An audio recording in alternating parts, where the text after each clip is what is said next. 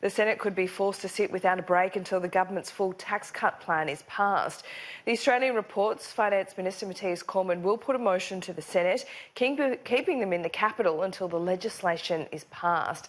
Labor is refusing to accept all three stages of the plan, asking for the bill to be split and for a vote on the third stage to be delayed. Anthony Albanese has turned his attention to One Nation, with talks between the parties to be held.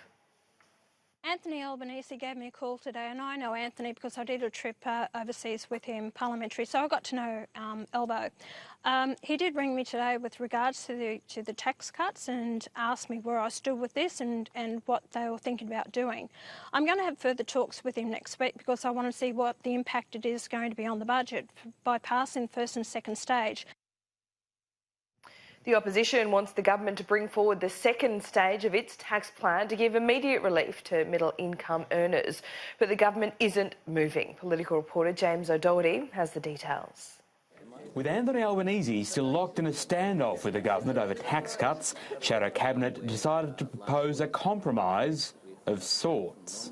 This is a genuine approach by Labor, a constructive approach. Labor wants stage two, moving the 37% threshold from $90,000 to $120,000, brought forward. Which would bring forward tax cuts faster for those who need it and, importantly, those who will spend it to stimulate demand in the economy.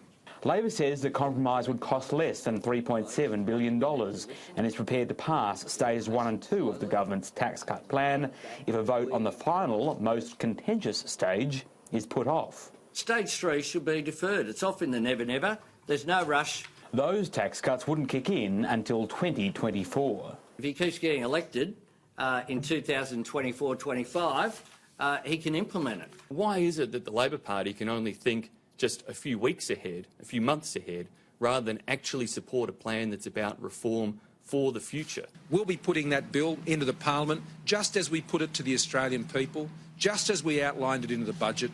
We've been very clear about where we stand on this issue. Where Labor sits on this issue is a complete mystery.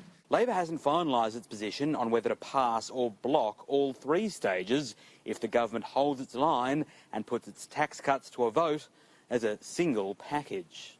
With a coalition unwilling to open the door to compromise, some Labor MPs are urging Anthony Albanese to wave the whole package through.